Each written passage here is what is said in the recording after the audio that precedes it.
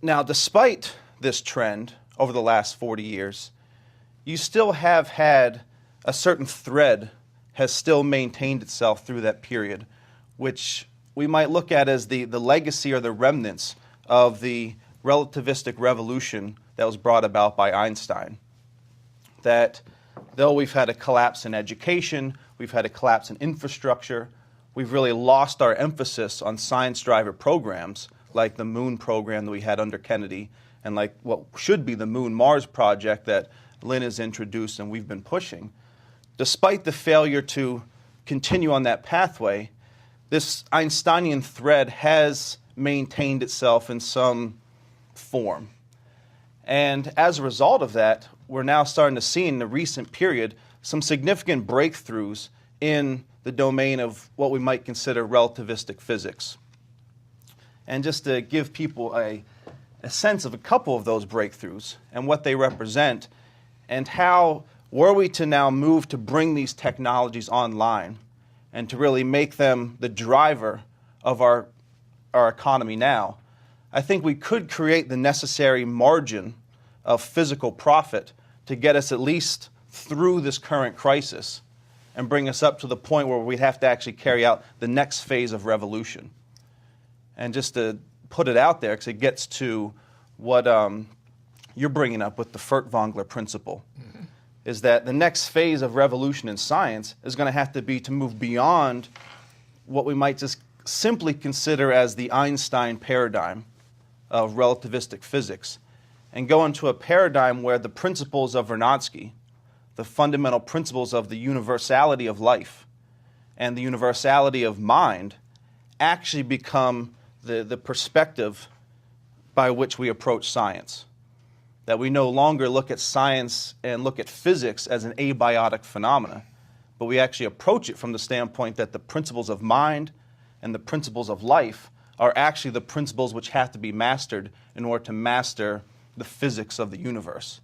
That's the next paradigm.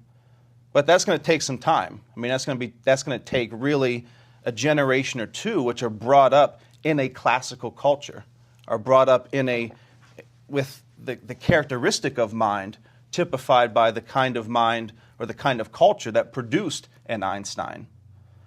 Let's take a couple of cases. Let's take Wolfgang Köhler on the mind. Planck's relationship to Wolfgang Köhler on the mind. Number one. Then take the history of this thing. When did this decline in civilization occur? It occurred with the Bismarck's being discharged from the position of Chancellor of Germany. And his being discharged from that position was the cause of World War I. We have been in World War I ever since. We never stopped being in a world war. We are still in World War I, which started actually with Bismarck's being fired from the position of Chancellor in Germany. Now, then take the other side of Planck. Planck comes into the same period, and Einstein come into the same period, the 1890s. This is the turning point in history. Up to that point, you still had progress in European history. As long as Planck was Chancellor of Germany, you had this progress. There was no general war in Europe anymore. Bismarck had prevented that war once the Franco-Prussian War was out of the way, which was a mistake. Firing, Napoleon III was a great necessary achievement. But at that point, Germany's mission was get off the ego trip and immediately move to France to engage France and say, we got rid of your son of a bitch. And work with France.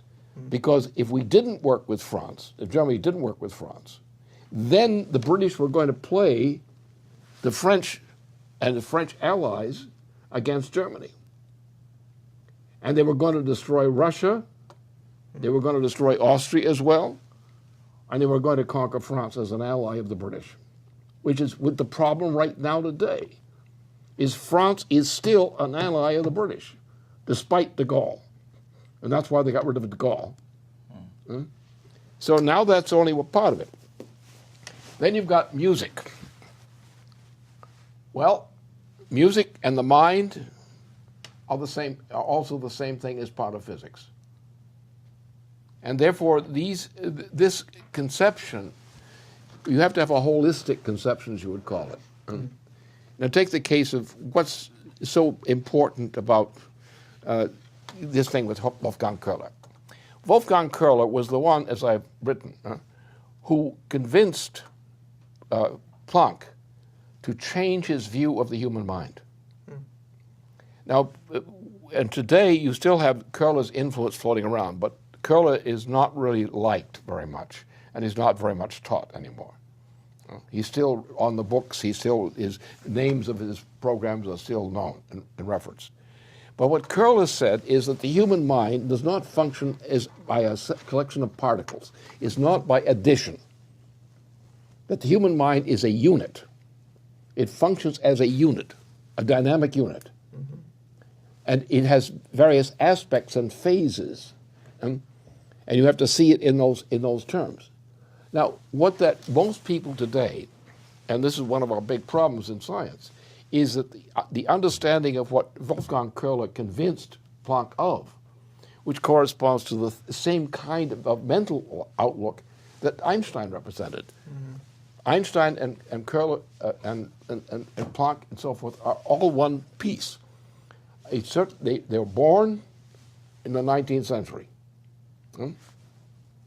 and they come out of the development in the course of the 19th century through into the 1920s, the end of the so-called World War I. And this conception of the mind by Köhler is absolutely true. And one of the greatest problems we have is that people are trained to believe in they believe in the additive conception of the mind. They believe that the mind deals with particles. And where the actual conception, which is implied by Köhler, is that the mind is a process, a unified process. It is not pieces. You can develop new aspects of the process, but the process is a process. And therefore, the idea of the additive conception of the mind that is based on interaction among particles, particle thinking. And what the Einstein Planck aspect was to go against that. The reason that Planck was converted to Köhler's viewpoint was because he recognized this validity. He recognized it from a scientific standpoint, to recognize that the way the mind is defined by the typical school education is intrinsically incompetent. And that is that legacy of believing in the way, this conception of the mind, which spills over into physical science. And it's only with great jerks and screams and so forth that even scientists are able to break through on some of the conception we're talking about here today. Because their mind doesn't agree with that. They come to agree with something because of experiments. And they believe these things because they can reproduce them experimentally. But they don't approach it from the standpoint of the understanding of the mind itself. And that's where the problem arises. And that's why I've insisted as much as I have on certain approaches, like on the question of language, why I insist that what Furtwängler accomplished and what his predecessors accomplished has to be taken into account in music and everything else. Because the failure to recognize what Furtwängler represents is a failure of the mind. It's a failure of the culture. The intellect of the culture is a failure. And what was done after World War II is even worse. What people believe today in terms of behavior, what they believe in entertainment, what they believe in music, what they believe in on everything is destructive. So that most people, only exceptional people with exceptional training, actually have effective human intelligence because they are trained and mistrained to believe in this particle view of everything, this extreme reductionist viewpoint. And what happens is you get scientists who say, yes, but, billy goat type, yes, but. because they say, yes, that's true, but, and they come in with the billy goat story, the reductionist conception of everything. Everything has to be reduced to reductionist terms. When we know, even from this period, a period of great growth of intellect, which is typified by the 1890s, but it was already typified by the effects of Lincoln's victory over the British during the 19th century. And what happened, you had a reversal of this. And you had a wave of British orchestrated assassinations of American presidents, not only Lincoln, but after him and before. So what we have in a British-dominated, a British imperial-dominated culture, a planetary culture, because the British took a position of being universal and said, we set a universal standard. And the universal standard is moral degeneracy. And the moral degeneracy, which is steeped in more and more into the educational institutions and the habits of our people, become clear when you understand the relationship between what Curler was and defined for Planck. That was a breaking point where the reversal, and then you find Curler is reduced to be a shadow of what he really was then, in terms of science. But this is the question. The human mind is disordered. It's disordered by the kind of culture which radiates from the British Empire, and it braces the planet to a large degree. People who are not stupid and corrupt are the exception. And they become the exception because they become specially trained and devoted to a scientific or related subject. As Furtwängler was devoted to a subject, and that was his genius.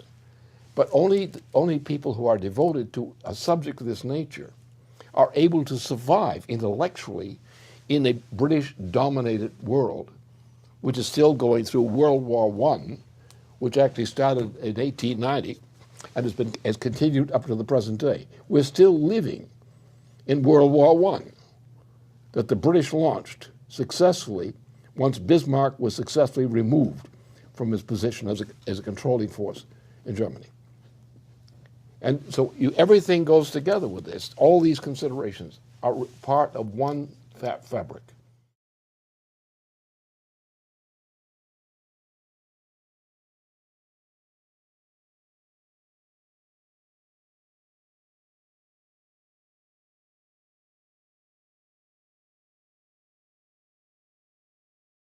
Of the relativistic revolution that was brought about by Einstein.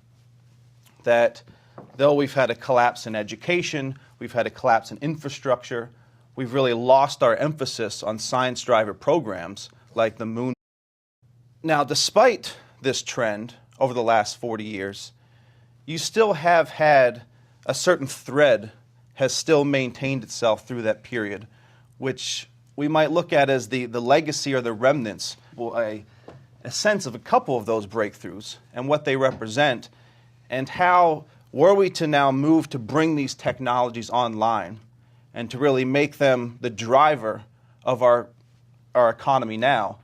Program that we had under Kennedy, and like what should be the Moon-Mars project that Lynn has introduced and we've been pushing.